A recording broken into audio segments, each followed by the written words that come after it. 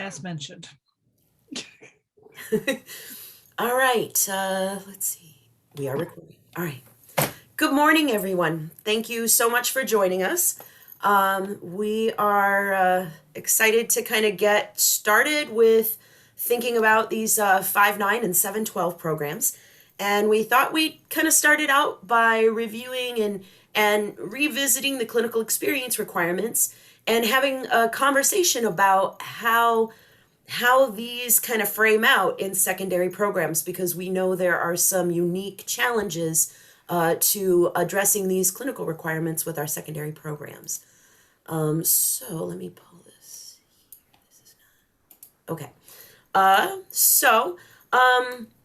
They have these new little like screenshot agenda things that I thought was fun, so I played with that today. But oh, look what it does. So today we are going to be going through. Hang on just a second here.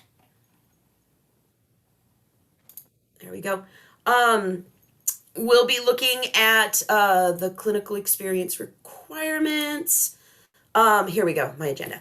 We're going to kind of give an overview of the clinical experience requirements, what the hours are, and requirements for placements, mentors, elements, and assessments, and additional endorsements. These first few slides, I'm just going to kind of go through. Many of you already know these, and I have a few things that might apply a little more to the secondary in terms of how we're thinking about it. But I really think the bulk of today can be set in that section 6 with questions. And really, as you've seen from the document that some of you are already in, I don't just want questions. I'm thinking questions, answers, and ideas. And if you notice, I've encouraged you to write answers because I don't think we have all the answers for this. I think those answers are going to be kind of, we're all going to figure those out together. As a community. So that's why I'm really encouraging anyone, if you have an answer to a question, go ahead and pop it in there. Or if you have an idea of something you've been working on that addresses something that question is bringing up, pop that in there, and then we'll pull that up and have a conversation about it in a little bit. But let's just kind of, so the clinical experience requirements document, there's a link in the chat, but this is also a little bit.ly. I'll give you just a quick moment to type that out if you don't have the link in the chat. This is our primary document that lists all of the requirements and all of it gives you a lot of detail. And this is the document that our stakeholder group finalized when they did their work. And then this is bit.ly for the question document I was just mentioning. It also is in the chat, but some of you might have joined after the chat. So this is the place where you can put your questions ahead of time and go ahead and put questions in there as we're going through the presentation too. And I'll give you just a quick minute for that. Take a drink of coffee.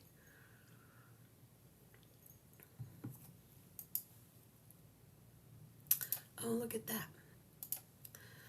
So why did MDE develop these requirements? And we found, as we were looking at programs and as we were getting feedback from candidates, from teachers, from our partners in the K-12 environment, we were finding that there was a lot of inconsistency in student teaching experiences. And I know we all have been aware of that. And there were often sometimes a lack of pre-student teaching experiences for some programs. So we thought they're really just to have some kind of consistency. And we knew that candidates, they need more time in classrooms. They need experiences with diverse students. They need to really be able to develop those professional knowledge and skills that we want them to develop to be teachers. And alongside this, we were looking at, as we were developing our grade bands, we're developing professional standards with those. And those professional standards really, really are activated in those clinical experiences.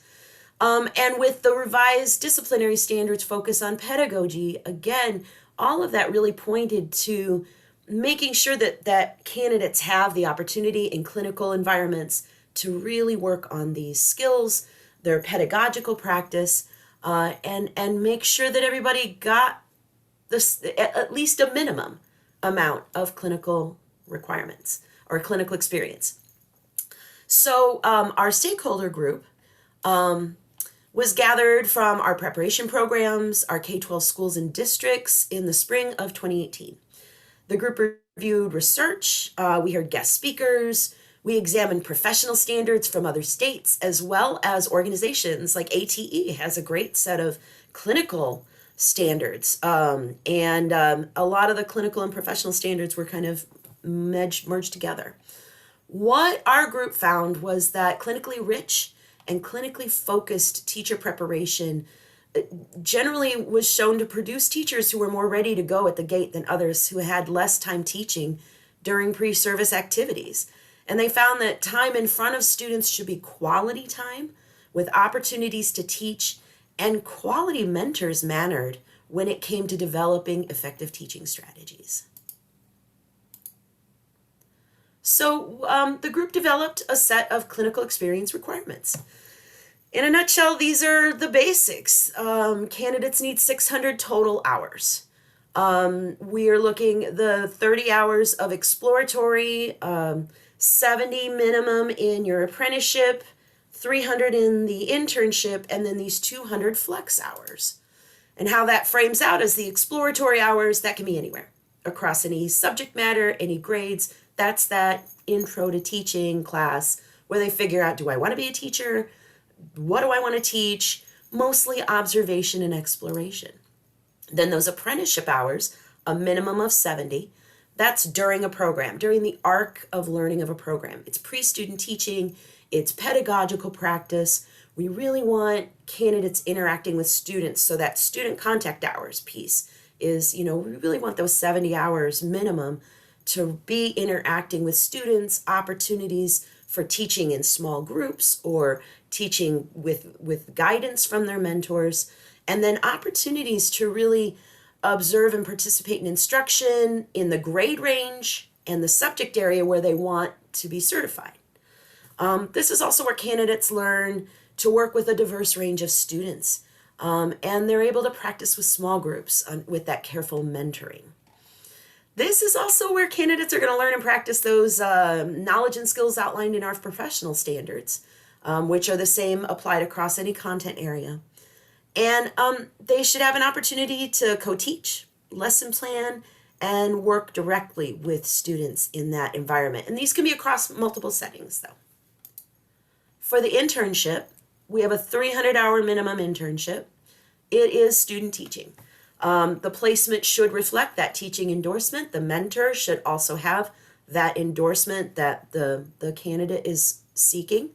There need to be opportunities for solo and co-teaching, and this is really where they get a chance to explore and express that teaching ability. It's a 300-hour minimum, and this is where a lot of your summative assessments will fall. Flex hours are a different thing that we kind of came up with. And flex hours can be applied across the arc of the program. It can happen in student teaching internship. It can happen during the apprenticeship. Flex hours can be out of school time. So our committee really wanted to honor work that we knew our candidates are doing over the summer, running summer camps, designing curriculum for camps, designing curriculum for after school opportunities. There are a lot of things that we know our candidates are doing across the board.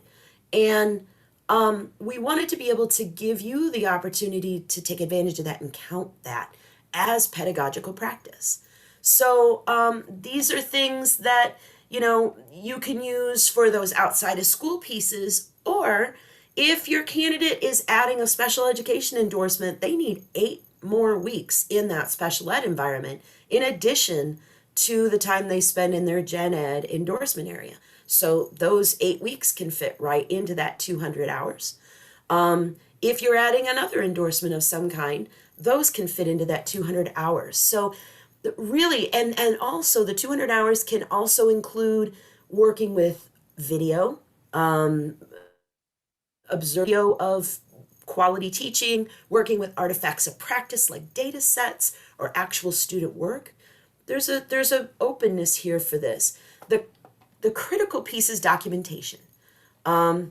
It's imperative to document the experience, the mentoring and provided, and what the candidate gained from the experience so that you can align it to standards and demonstrate that these candidates gained these pieces and were able to really practice these pieces during that experience. And you want to make sure that that documentation is consistent in your program across any candidate that uses flex hours outside of a typical clinical experience. I'm going to pause here for a second for questions, and I'm going to ask Sean and Darcy if there were any chat questions because I'm not able to get to the chat right now. No, just chiefly people negotiating the links. Okay. Something about the slides one is being troublesome. Is it? I am so very sorry. But that's okay. I think I can fix that. Awesome. All right. Teamwork makes the dream work. Yeah, I'll make it a PDF and we'll make it that way and it'll work. Thank you so much. Okay. So we'll move on to placements, partnerships, and mentors. Placements are critical for effective clinical experiences. Apprenticeship placements should provide a candidate with opportunities to teach and work with a wide range of students. Programs should be tracking diverse placements for accreditation purposes. Apprenticeship placements should ensure candidates are working directly with students for no less than 70 hours in the field. Because each band covers multiple grades, placements should range across the full band. However, we know it would be challenging to have a placement in each grade. We know that. So if you can consider ranges across that band and place them in these ranges so that they get experiences with students, at least across the band in some way. And be sure to plan candidate interaction with the bookend grades in particular, so that they really can understand the difference between a fifth grader and a ninth grader, or a seventh grader and a 12th grader. Internship placements are typically in one classroom, but they could range from one grade to multiple grades depending on the placement. There's no Diet Pepsi at your house. Okay, thank you. All right, bye-bye. So for partnerships, placements are critical for effective clinical experiences, and partnerships are also critical for effective clinical experiences. The partnerships are connected to your accreditation purposes, but questions you want to make sure you're asking yourself about these placements that you have and partnerships that you grow with your partners is, how do you collaborate with those partners to choose mentors? And I know that's kind of a tricky question. I've heard some people discuss that might be challenging because sometimes principals aren't as responsive, especially in high school settings. So this is a really important thing to discuss among your faculty. How can you continue to reach out and try to get that collaboration with those partners as you're choosing these mentor teachers? What are the qualifications for mentor teachers that you've decided on? And can you decide on those with your partners? And then how do you utilize those partnerships to identify clinical settings? How do you find the clinical placement that you need, and who can you contact or activate or engage with to identify those clinical settings? For mentors, in the apprenticeship, mentors can have any endorsement. We just really want those mentors to be demonstrating exemplary teaching practice. And that's something you determine possibly with your partner, with the principal, finding a way to determine whether these teachers have good teaching practice, because you don't really want to send them out to observe teaching practice that isn't what we want that candidate to model and emulate. So we're really looking for teachers that can demonstrate that teaching practice and that are able to provide ongoing formative feedback. So you do want to have a little bit of engagement and training with that mentor so that they're able to provide that feedback. For the internship, though, the mentor needs the credential in the area of endorsement. We are hoping that they have at least 2 to 3 years experience teaching so that they are, again, that exemplary model of teaching practice for our candidates. And we hope that they're chosen through a collaborative process with the partner so that that partner is helping you identify who are those exemplary teachers, and who would serve really well as mentors for candidates.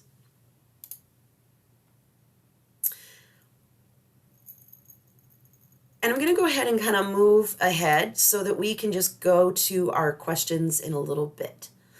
For core elements of clinical experiences, the things that we are really hoping happen in clinical experiences, the committee put a pretty good sized document together, but they focused in on these 4 areas that they felt were critical to all clinical experiences. And they're hoping that clinical experiences evolve across the arc of a program, that candidates are gradually getting more opportunities to engage with students and more responsibility, that there's a cohesive connection to preparation coursework so that candidates are making those connections between what they're learning in courses and what they're able to do in those classrooms, that there are opportunities to serve diverse learners. And diversity can be defined in a lot of different ways. So really look at these classrooms and how can you provide those candidates with opportunities to work with a lot of different kinds of kids who bring different needs and educational needs to those classrooms. And then we're really looking for that increase of responsibility through legitimate participation as they move through their clinical experiences. For assessment, we are hoping that programs are looking at performance evaluations that are reflective of the kinds of evaluations they will receive when they are out in the field. We are hoping that evaluations include both formative and summative evaluations so that candidates have a chance to get feedback and improve and demonstrate that improvement. So how do these assessments provide that actionable feedback, opportunities to respond to it, and ways to drive that future growth? And then how do you provide training for that candidate assessment tool to make sure that all candidates are assessed in the same way? And finally, additional endorsements. For additional endorsements, so you have your primary endorsement that a candidate is earning, and that will be the endorsement and a grade band. And that's the initial, that's the 600 hours right there. Anything else you want to add, you don't have to add another 600 hours. If you want to add a grade band, so if they're doing math 5-9 as their 600-hour primary program, and then they're going to add that 712, well, then they need 50 additional student contact hours in that 712 range. And what we're thinking is, so they've already got experience in 5-9, you're adding a 712, what you're hoping to do is get that clinical experience in that higher grade level, because we're thinking they'll probably have some in that 5-9 range. So where the 10, 11, 12, that's where those 50 hours should happen. Or if they're adding, the 3-6 isn't as easy because that's a whole other thing. But you just want to make sure that you're hitting those bookends of that additional grade band. If you want to add a content area, it's 30 additional student contact hours in that content area, and that's in the same grade band. Something to think about too is you can use flex hours for this. This is easily added into a program with just the program they have, and these hours can be included as part of those flex hours. So like I said, I just wanted to kind of give us a little overview of what we're working with and what the requirements are. And I thought it would be better to just have a chance to talk. So I'm going to stop this share. Hello, everybody. And in my slideshow for a second here, and then pull up and share our questions and see where we are.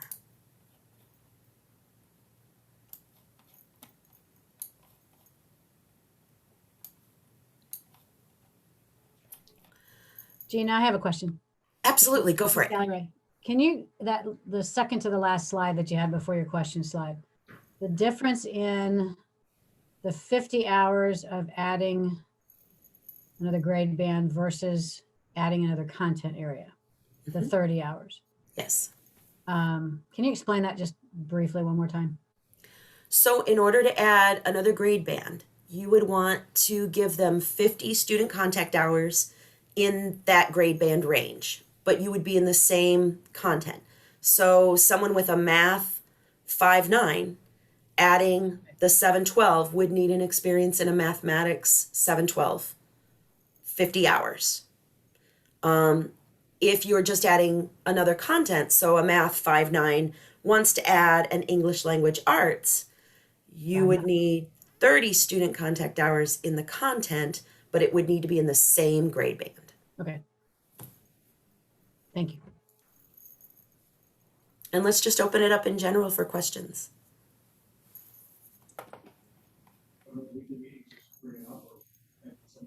And actually, if it's okay, Gina, I'd like to add one clarification that might be really obvious, but I feel like it's been out there before as a point of possible confusion. It's not that in order to add a grade band or to add a content area, all that they need to do is 50 hours of clinical experiences, right? This would be along with the supporting coursework or those sorts of pieces that would need to go along with that. I know that seems obvious, but I wanted to just make sure that was clear. Fair enough. Fair enough. I think there's actually a really good question in here. No, somebody just put it in the chat. Okay.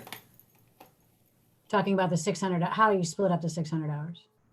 We're struggling with that a little bit. I know, not struggling, but we're talking about that a lot, about how that splits up and what it looks like.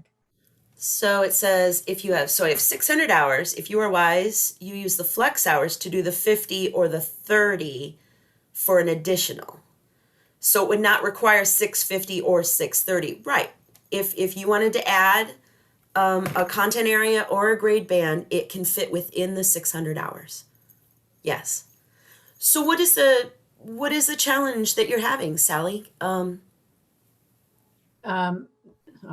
course, I'm not going to be specific about it right at the moment. It's not good. I just, because it's not right there. Oh, okay. Okay. It's just a challenge of where you're going to use which hours, how you structure it all. I mean, it's a lot of balls in the air at one time to try and figure out what's going to go where. Right. And I'll add to that from CMU. I think what we're struggling with is we're trying to anticipate what our candidates are going to want to do and what they're going to want to pick. Like, are they going to want to pick 5-9 with math and English, or are they wanting to pick 5-9, 7-12 math only? Like, it's hard to anticipate what our candidates are going to want to do.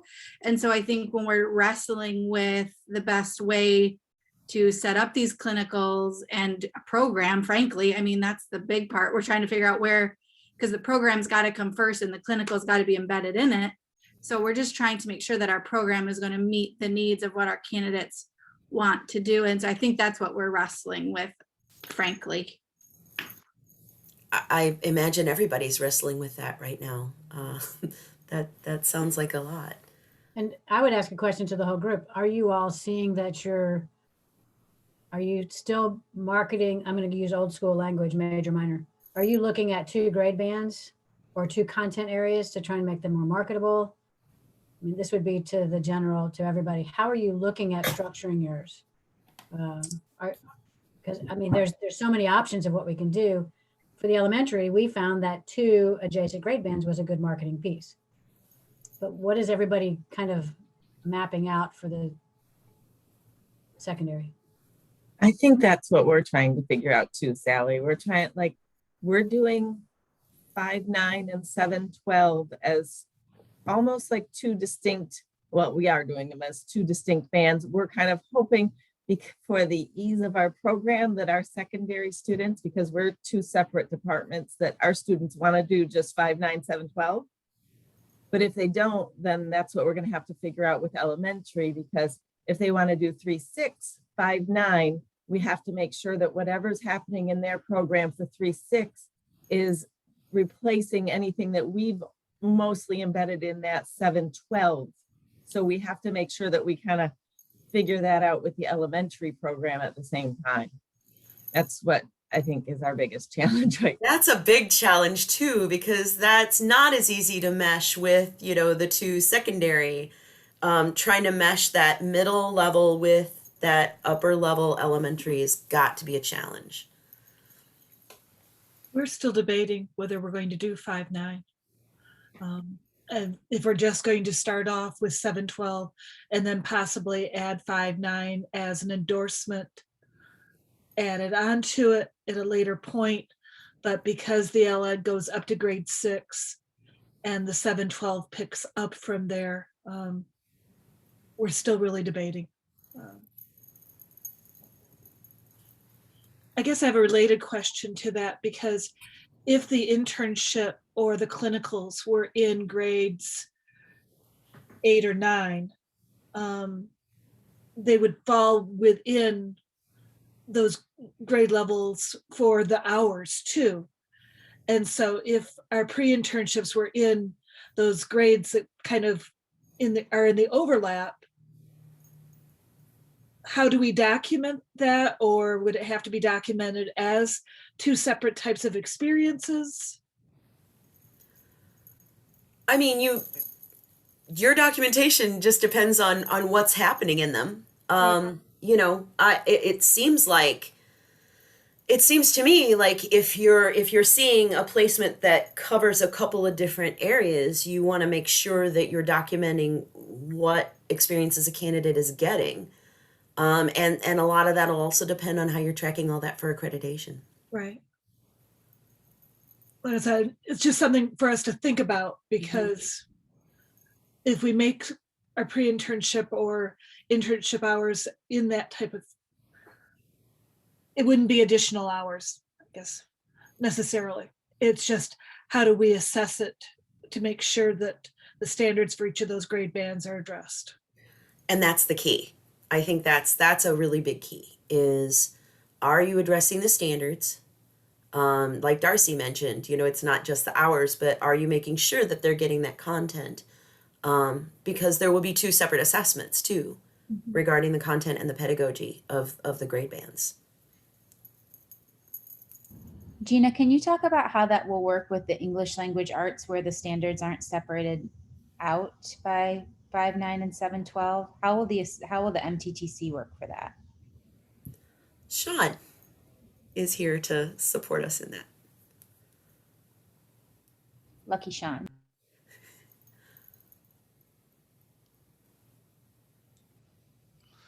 Generation of tests are focusing on contextualized instructional practices. And so the scenarios are going to be different. The kinds of texts are going to be different, and the kinds of tasks that students are doing are going to be more aligned to the K-12, the 5-9 standards versus the 7-12 standards. There will be separate questions. It won't be overlapping questions on the 2 tests, even though there's an overlapping of the grades. But there will be 2 separate assessments. I think I've used this before, spin the context pyramid. It's something that Gina and my mentor for our dissertation always talked about, that you've got teacher moves, you've got kids, you've got classroom environments, and usually people will study 1 or 2 of those things, but there's such a multidimensionality to that, that there's more dimensions that will vary in the 5-9 and the 7-12 tests.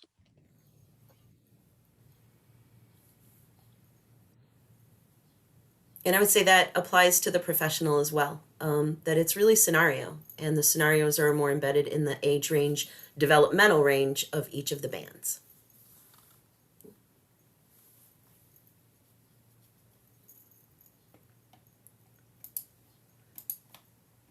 So while you're thinking about your question, oh, go ahead. Nope, go ahead. It's okay. If I could kind of follow up on Marcia's question too about like those overlapping grade pieces. Gina mentioned this earlier, but I think especially for the program, or the approval part, we're really going to be looking for that you're ensuring that candidates have experiences in those bookends of the grade range. So yes, you could certainly count that for one or both, those pieces that overlap, but we'd still want to see that your candidates are understanding what is it like to teach 11th or 12th graders and what is it like to teach 5th and 6th graders, right? In the bookend areas as well.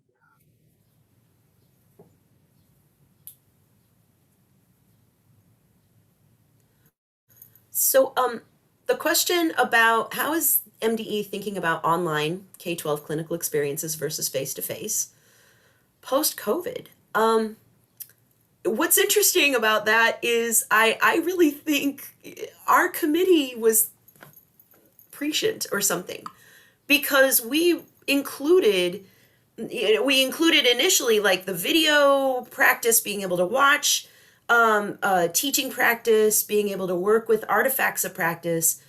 But I feel like all of that fits right in with these clinical experience requirements, that being able to do this online work with students, that's part of it now. We're never going to get rid of that. We're in that now. So that's absolutely a legitimate clinical experience. If you have a teacher that is teaching online and a candidate can serve a clinical experience with that online classroom, yeah, I think that's going to be a reality for us. And I don't know, I'm wondering if candidates, it would serve candidates well to get some kind of experience like that in the future. I mean, everybody's gotten one now, but to make sure that, if something like this ever happened again, or we ever had to move back into that virtual space, that they had that flexibility. So absolutely, those are legit.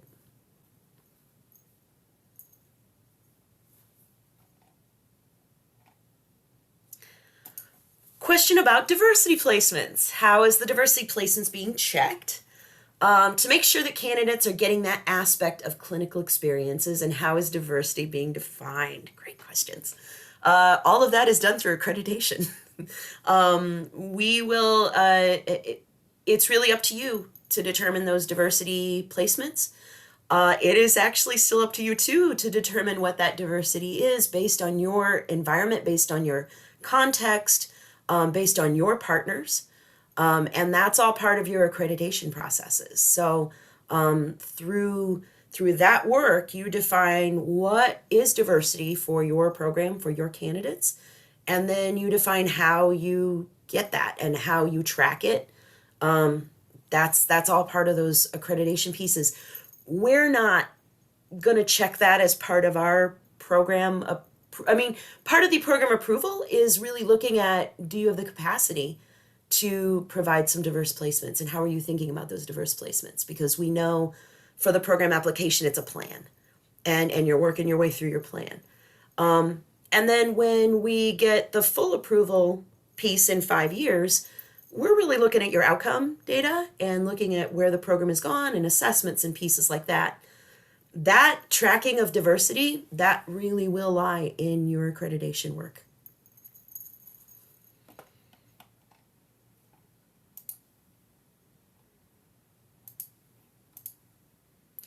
Would the additional 30 or 50 hours come into play if the person came back after completing a program? Sure. Yeah, just like any other person coming back. If they came back, they got the 5-9 math, and they came back and said, I really want this 7-12 math. Yeah, that's the hours they would have to serve. You still need to, as we've mentioned, they still need the coursework, or at least, to be able to have that content as well. They have to meet those standards. But yeah, meeting the standards, getting the if you're adding that 50, adding that grade band, and then passing the assessment. Yep. Take a look further in the chat, Gina. There's a question from Dawn Oh. Anderson on SPED endorsements and special Oh, ed okay. to take a look at. I think it's worth addressing. Pull that up. Or for everyone's Thank you. Okay. just quick For chat. special ed endorsements that will be added to existing teaching certs, what will the grade bands be for the new SPED area? What grade ages grades will a master level teacher for students with visual impairment receive if our program requires work across all ages birth to 26? Great question. Our special ed endorsements are remaining K-12 for now. That's where they're defined in MARS. And so, the BK does provide that birth to kindergarten coverage for that early childhood special ed environment. But everything else is remaining K-12. You make a great point because our K-12 endorsed teachers work with students all the way up to 26. We don't have anything extra that goes past that. They just use that K-12 endorsement to continue working with students up to 26 in the ISD. So that's not going to change unless MARS changes.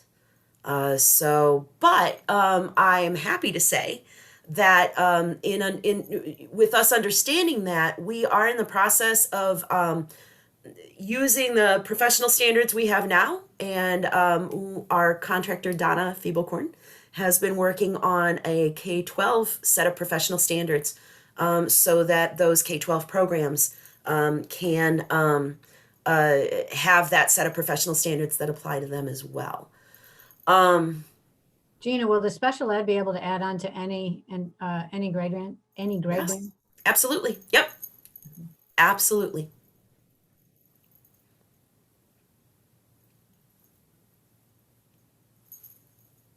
It's just the same as it is now. Okay, I'm looking at those questions too. Gina, do you know, this is Amy. Hi, everyone. Do you know when you had mentioned those K-12 standards? Mm-hmm. Do you know when those might be available? So we're working on stakeholder process with those now. Those will be worked through stakeholders over the next 2 or 3 months, and you should be hearing something from us. I would say hopefully by fall, Great. but I'm not sure. Yeah. Yeah, that's the goal. Okay. For the meantime, please focus on the 59712 professional standards, because that's the base of the PK12 professional standards. They vary very little from at least the draft that we're moving. And we're hoping to have this be an expedited standards process, more of a we have a document, we get stakeholder affirmation of it, and then we put it out there rather than it going to the board, because the material that's in it word for word is material that the state board has already vetted and has already voted on. So it's not going to be like, wow, here's a whole new set of things that the PK12 people are going to have to do, but it's more of a clarification that if you're seeking a PK12 program and not doing another program alongside it that has professional standards, so you're using, say, world language K12 by itself, use these standards to guide the professional knowledge and skills. The 5, 9, and 7, 12? Yeah. Okay, great. Thank you. Mm-hmm. Kate, they got released this morning. I sent them out via DARTEP this morning. Okay, I should check email then. Yeah, they went out literally 10 minutes before this webinar started. So, yep, those are out. The applications for professional, application worksheets for professional mathematics and English language arts went out through DARTEP today. You can always email us too for another copy, or, maybe we could put them. Could my team find a way to put them in the chat? Is there a way to slip those documents in there? And we are hoping, we ended up with lots of webinars this week. So we're going to put together a recorded webinar that we can just make available. That will be an application webinar. We're going to work on that in June. and get that out mid-June if we can. Try to get that out by mid-June. So that, and then we have our workshops, the application and revision workshops that Darcy has sent out invitations for. We have one of those each month across the summer, Darcy. So those will be opportunities for people to come and talk and chat about, how are you doing this? We're stuck on this piece. What's something we can do? And I think those are really helpful too for people putting programs together this summer.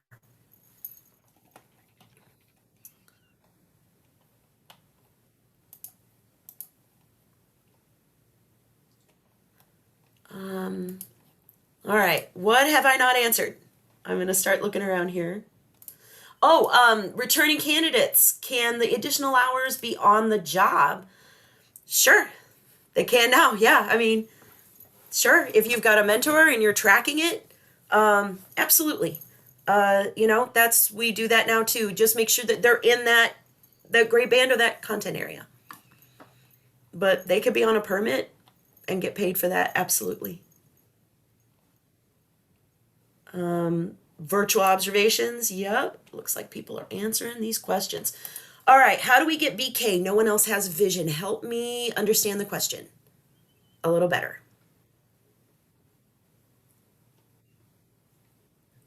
I just turned my microphone on. This is Dawn Anderson. Hi, So Dawn. we are the only program to endorse vision teachers in the state of Michigan. Yes. And our vision teachers have to serve birth to 3. And right now our vision teachers are only being endorsed K-12. And so the question becomes, how do we make sure in our next review, you will be reviewing us right away? We have that content. We actually require the work during their student teaching because we know the teachers are serving that population. So the question becomes, how do we make sure that our paperwork with you matches what the students are actually doing? That's interesting because it's one of those areas where even though it's like the other end where we know the certification ends at 12, but we know they serve to 26. Same with our K-12 that serve our low incidence specialized populations. We know the BK can't provide services for visually impaired kiddos and our deaf and hard of hearing kiddos that need very specialized help. And we know that, even though it's a K-12, we know those individuals are serving those young children. That's a really interesting question because you can include it, but since the bookends are K-12, it's not like we require that. So I think honestly, Dawn, that's a really interesting question to raise. I think with the Office of Low Incidence, with Roxanne and that group to kind of think about, how are we looking at these students and making sure that they get those experiences that we know they need. Right, I of course require it. Yeah. And I'm endorsed in additional areas myself because that's so important within our population. And so the question becomes, how do we, I'm not worried that our students are not getting the content. I'm just actually trying to be in compliance with what Michigan is requiring and with what they're doing. I don't want a teacher to say, no, you're not actually endorsed in that area, so you can't serve. And that wouldn't happen. Right now, our requirements are the K-12 focus. So you're already going above and beyond.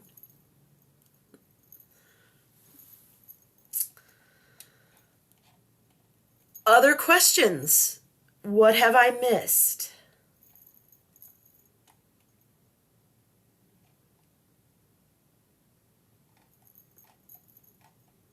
How are you all feeling? Are you all feeling a little better about it? I know this has been a lot.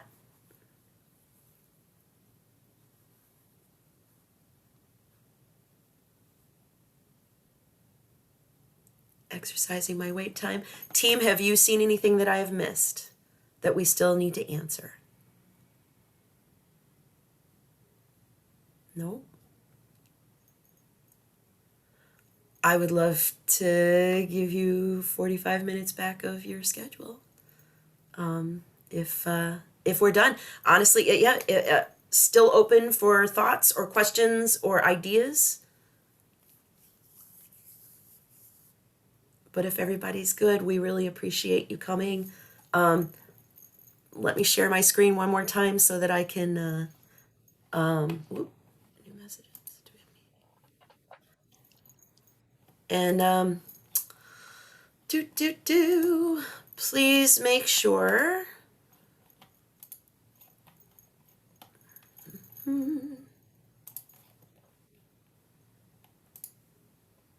Oh, I don't know what you're seeing there.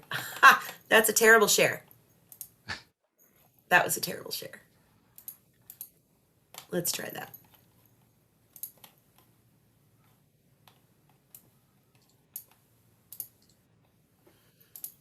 No. This. Still a terrible share. Oh well. We have a short survey if you ever, want to give us some feedback on our presentation. And let us know how we can do things better. Otherwise, we really appreciate your time. And thank you so much for joining us today. We hope you have a great weekend. And let us know if you have any questions. Thanks, everybody.